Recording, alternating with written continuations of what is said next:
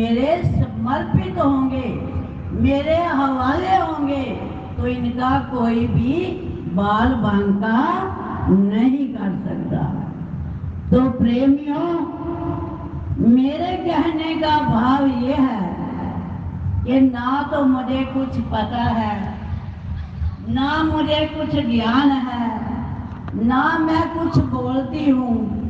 ये तो मेरे मालिक और ये साथ बैठे हुए इन्होंने मुझे कैसे बुलाया है कि बड़ी सभा के अंदर दोनों हाथ जोड़ करके कि कानपुर वाले भाई जी आपने जरूर आना है, फिर तो मालिक की बड़ाई है। और ये सम्मेलन जो हो रहा है, ये नाम का सम्मेलन है।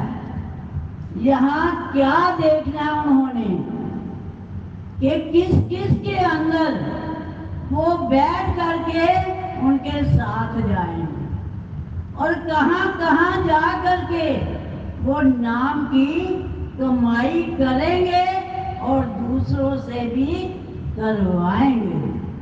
ये मेरे मालिक की ताकत है।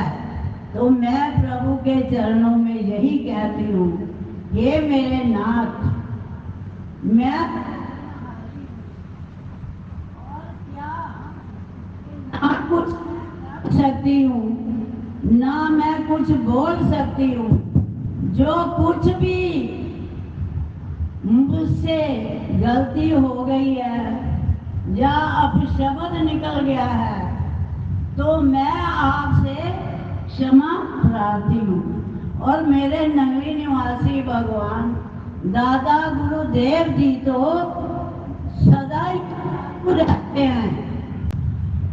हमें बड़े बड़े संतों का शुभ आशीर्वाद प्राप्त हो रहा है। ये हम पर श्री गुरु महाराज जी की अपार कृपा है कि जो दयालु महाप्रभु दया निधि दया बरसाकर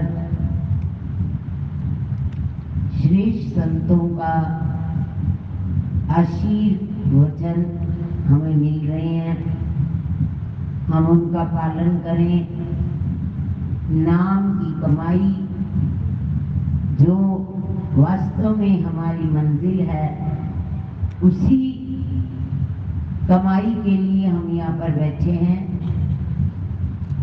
और ये उसी का ही फल है कि उन्होंने ऐसी वाणी दे दी जिस वाणी में वो आप विराजमान होकर अपने प्यारे प्यारे श्रेष्ठ संतों का यहाँ पर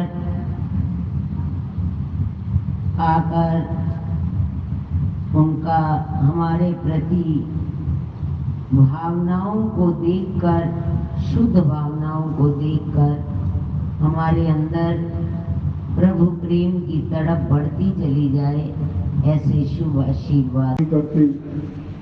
जहाँ हमारा ध्यान श्री गुरु महाराज जी के चरणों में लग जाता है तो उसी में कल्याण हो जाता है।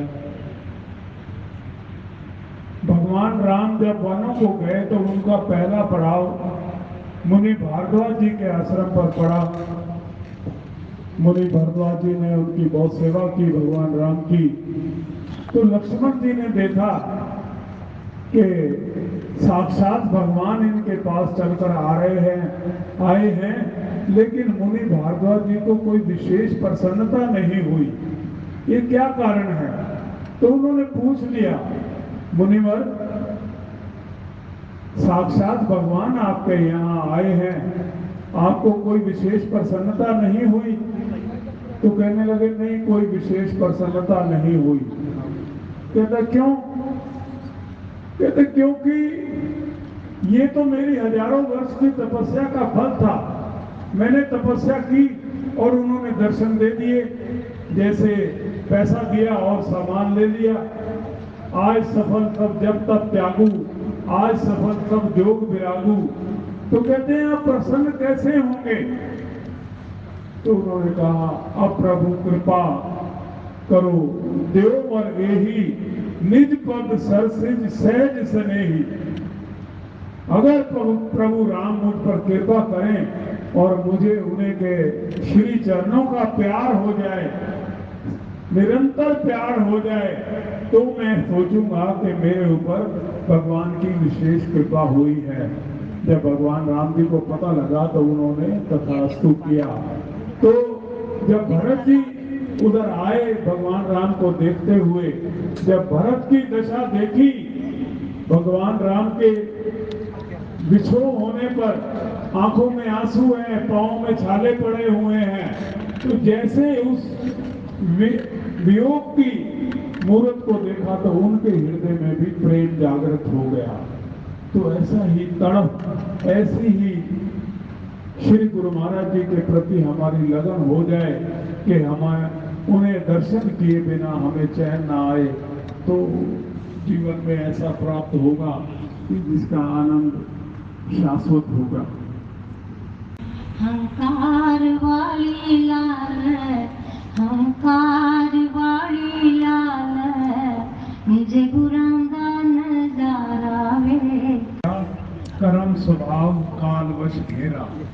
ये जो माया के वश में जो पर्दा है, इसी की वजह से सारी दिक्कत है, वरना तो जीव भी उसी ईश्वर का अंश है और उसी का ही रूप है।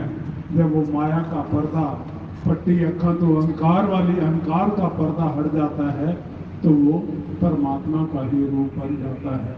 बहुत सुंदर भाव। आइए इससे पूर्व के ध्यान का पाठ शुरू हो, आदरणीय सुमित बारे में संतजनों से सुनते हैं कि श्री गुरु महाराज जी की एक नजर हुई तो